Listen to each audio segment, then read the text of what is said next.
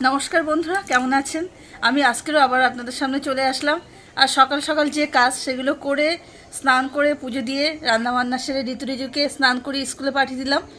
আর আপনাদের সামনে চলে আসলাম। তা আজকে বানাবো আমড়া দিয়ে মাছের টক। তা কীভাবে কী রান্না করছি সব কিছু আপনাদের সঙ্গে শেয়ার করব। তা আপনারা পুরো ভিডিওটা দেখতে থাকুন।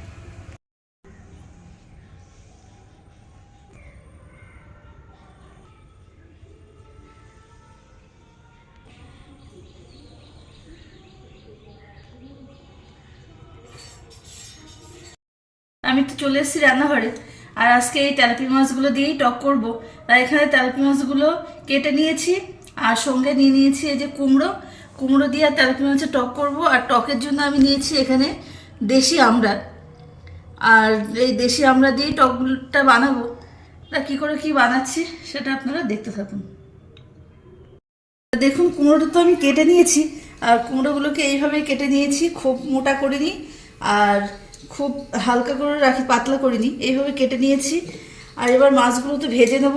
তার জন্য এখানে নিয়েছি লবণ, হলুদ আর এই টকে ফোড়নের জন্য নিয়েছি পাঁচফোড়ন আর একটা শুকনো লঙ্কা। তা মাছটা ভেজেই ফেলি। আর এর মধ্যে দিয়ে দিই অল্প লবণ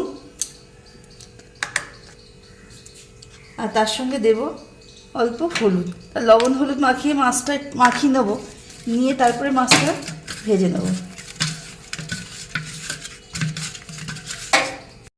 দেখুন, আজকে কিন্তু বাইরে প্রচুর রোদ। আজকে সকাল থেকেই রোদ করেছে। আর বাইরের দিকের জন্য গাছপালাগুলো চকচক করছে, কারণ বৃষ্টি হয়েছে। তার জন্য গাছপালাগুলো থেকেও নতুন গাছপালা গজিয়েছে। আর তার সঙ্গে রোদ। দেখুন, এখানে তো কড়াই বসিয়ে দিয়েছি। আর কড়াইতে দিয়ে দিচ্ছি কিছুটা তেল। আর এই তেলটা, এই রান্নাটা কিন্তু আমি সর্ষের তেলেই করবো। এই জন্য এখানে সর্ষের তেল দিয়ে দিলাম। দেখুন, এদিকে তো তেল গরম হয়ে গেছে। আমি এবার মাছগুলো একে একে এই তেলের মধ্যে দিয়ে ভেজে নেব।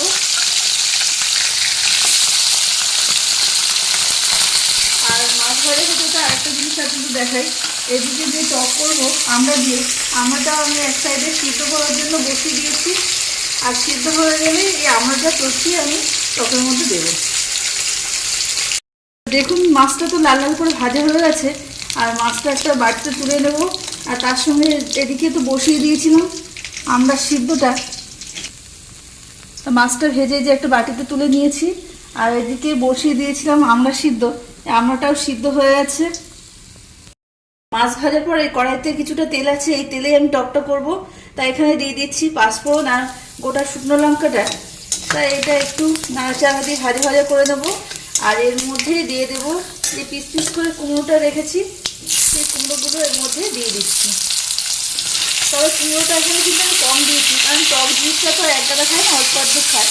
এই জন্য কুমড়ো পিসটাও কম দিয়েছি। তাই কুমড়ো তো দেওয়ার পরে আমি এখানে দিয়ে দিচ্ছি 1 চামচ লবণ। আর তার সঙ্গে দিয়ে দেব 1 চামচ মতো হলুদ। লবণ হলুদ দেওয়ার পরে একটু নাড়াচাড়া দিয়ে কিছুক্ষণের জন্য এটা ঢাকা দিয়ে দেবো। আর কুমড়োটা সিদ্ধও হয়ে যাবে।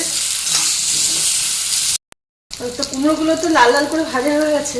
আর ভাজা হয়ে গেছে মানে সিদ্ধ হয়ে গেছে। আর এদিকে তো আমি সসপ্যানে আমড়াটা সিদ্ধ বসিয়ে দিয়েছিলাম, এটাও সিদ্ধ হয়ে গেছে। তা হাত দিয়ে এইভাবে চটকিয়ে নেব। এতটা দেবো না, আমরা একটা আমড়া আমি রেখে দিচ্ছি, কারণ দেশি আমড়া একটু টক হয়। তাই এখানে 4টে আমড়াই দেবো। আর টক জিনিসটা জানেন তো এমনই যে এই যে চটকাচ্ছি, এইভাবে মাখাতে মাখাতে জিভে আবার জল এসে যাচ্ছে। তাই এইভাবে তো চটকে নিলাম। আমরা তো চটকে নিয়েছি, নিয়ে এই ছাঁকনিতে এইভাবে ছেঁকে যে টক জলটা সেটাই দেবো। এই ছাক ডালগুলো আর দেবো না।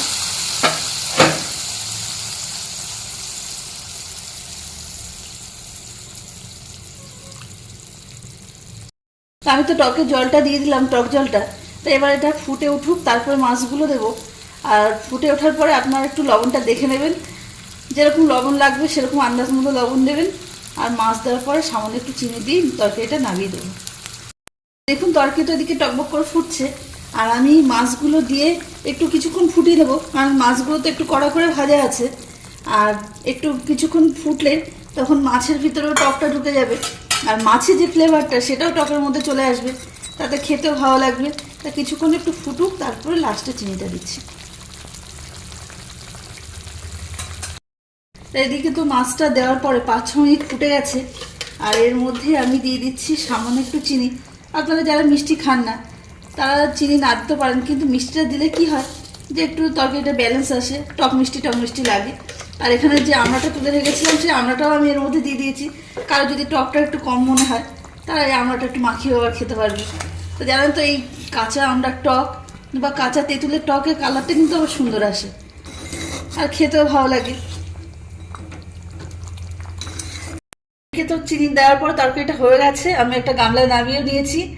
তা আপনারা এইভাবে কুমড়ো, আমড়া আর তেলাপিয়া মাছের টক অবশ্যই করে খেয়ে দেখবেন কেমন লাগে। আর আমি তো আজকে রান্নাটা আপনাদের সঙ্গে শেয়ার করলাম, সেটাও আপনারা দেখে কমেন্ট করে জানাবেন যে রান্নাটা আমার কেমন হলো। আর আপনারা ভালো থাকবেন, সুস্থ থাকবেন, দেখা হবে নতুন পর্বে।